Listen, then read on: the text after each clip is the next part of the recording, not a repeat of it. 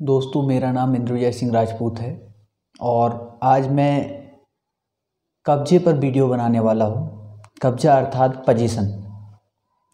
कई बार हम लोग देखते हैं कि कुछ लोगों का जो कब्जा है गवर्नमेंट लैंड पे होता है और कई बार किसी प्राइवेट लैंड पे भी होता है।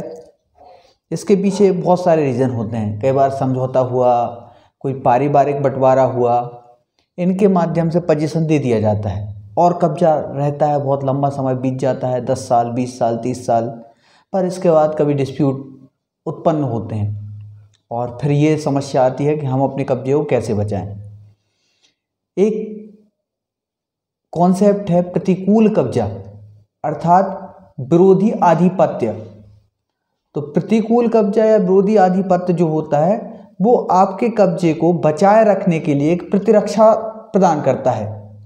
न्यायालय में यदि कोई वाद लाया जाता है आपके विरुद्ध, तो आप अपना प्रतिकूल कब्जे का जो बचाव होता है वो न्यायालय में प्रस्तुत कर सकते हैं कि हाँ, मेरा 12 वर्ष से कब्जा है, ऐसा कब्जा है जिसमें कभी कोई विरोध नहीं हुआ, कोई विवाद नहीं हुआ और ऐसे कब्जे को मैं बचाए रखना चाहता हूँ। न्यायालय में ये प्रतिरक्षाएं मान्य होती हैं और न्यायालय इस चीज़ को मानता भी है। प्रतिकूल कब्जा क्या होता है उसके संबंध में बहुत डिटेल में वीडियो में बना चुका हूँ। इस वीडियो के डिस्क्रिप्शन में भी मैं लिंक डाल दूंगा और यदि आप इस वीडियो के डिस्क्रिप्शन में जाके वो लिंक चेक नहीं कर पाते हैं तो मेरे चैनल पे जो वीडियो है उनमें जाके आप देख सकते हैं। प्रतिकूल कब्जा पे एक बहुत अच्छा वीडियो है जो कम से कम 1.5 से 2 लाख लोगों ने देखा है। चलिए तो आगे बढ़ते हैं हम लोग। यदि आपका किसी भूमि पर कब्जा है तो आप उसको बचाने के लिए क्या कर सकते हैं, उसको विधिपूर्ण बनाने के लिए क्या कर सकते हैं। मान लीजिए आपका किसी गवर्नमेंट लैंड पे कब्जा है अर्थात सरकारी भूमि पर कब्जा है, जो बहुत आम सी बात है। तो ऐसे कब्जे को बचाए रखने के लिए आपको क्या करना होगा कि सरकार आपके कब्जे को हटाए ना। तो ऐसी दशा में आपको सबसे पहले अपने जो भूमि है, आपके पास गवर्नमेंट लैंड है, उस पर कुछ निर्माण कर लें। एक छोटा सा झोपड़ा बना लें, झोपड़ी बना लें और उसमें एक बिजली का मीटर लगवा लें। आप जो झोपड़ी, झोपड़ा या घर बनाते हैं, ज़्यादा कॉस्टली घर मत बनाइएगा। तो उसके लिए आप चाहें तो अपनी पंचायत से, गांव के सरपंच से, या आप यदि किसी सिटी में रहते हैं तो नगर निगम, नगर पालिका वगैरह से, तहसीलदार के यहाँ से एक नक्शा पास करवा लें घर बनाते समय। बस इस दस्तावेज को संभाल के रखें। कुछ समय बाद जब विवाद उत्पन्न होगा तो ये जो दस्तावेज है ये आपके काम में आ जाएगा। साथ ही साथ यदि आप बिजली का कनेक्शन ले लेते हैं तो बिजली बिल भी इस चीज़ को प्रमाणित करेगा कि आपका कब्जा पुराना है। और जब आपका कब्जा पुराना ही साबित हो जाएगा कोर्ट में, तो आपको प्रतिकूल कब्जे का अंतोष प्राप्त हो जाएगा।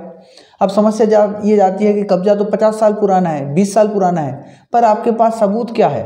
सबूत नहीं होते हैं। तो इसलिए अपने कब्जे को बनाए रखने के लिए आप कुछ निर्माण कर लें वहाँ, उसमें एक बिजली का मीटर लगा लें जिससे आपका कब्जा पता चलता रहेगा। और पंचायत है या नगर निगम है, नगर पालिका है, इनसे एक नक्शा पास करवा लें कंस्ट्रक्शन के लिए, तो आपका कब्जा विधिक हो जाएगा। अब आती है बात प्राइवेट लैंड की।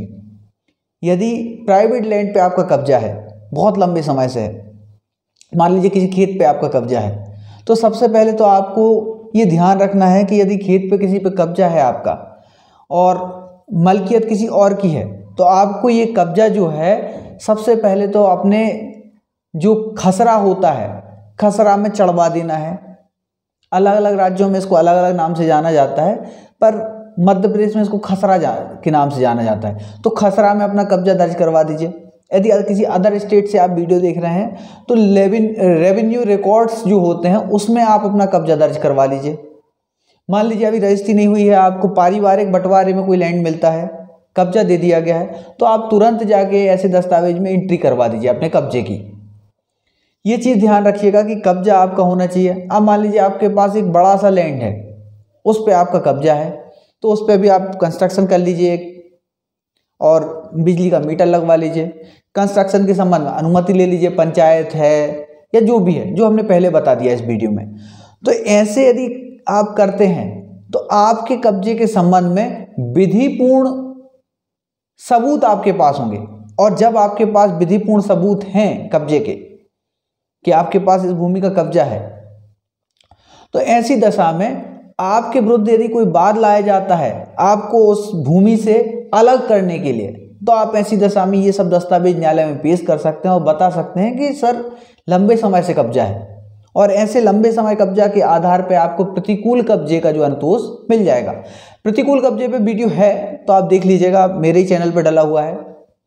तो ऐसे करके आप अपने कब्जे को विधिपूर्ण बना सकते हैं। हाँ, अब ये नहीं है कि जबरदस्ती आप कब्जा कर लें किसी की जमीन पे जाके और ये सब कर लें, ऐसी चीज़ों में ये बचाव काम नहीं करेंगे। आपका जो कब्जा है पुराना, आप परेशान है इस चीज़ को लेके, तो ये बचाव आपके काम में आ जाएंगे।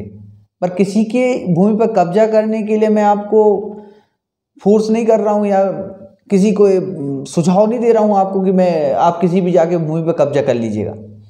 चलिए, तो ऐसे और जानकारी मैं देता रहूँगा अपने चैनल के माध्यम से। आज के लिए हम लोग यहीं समाप्त करते हैं वीडियो को। Thank you, good bye.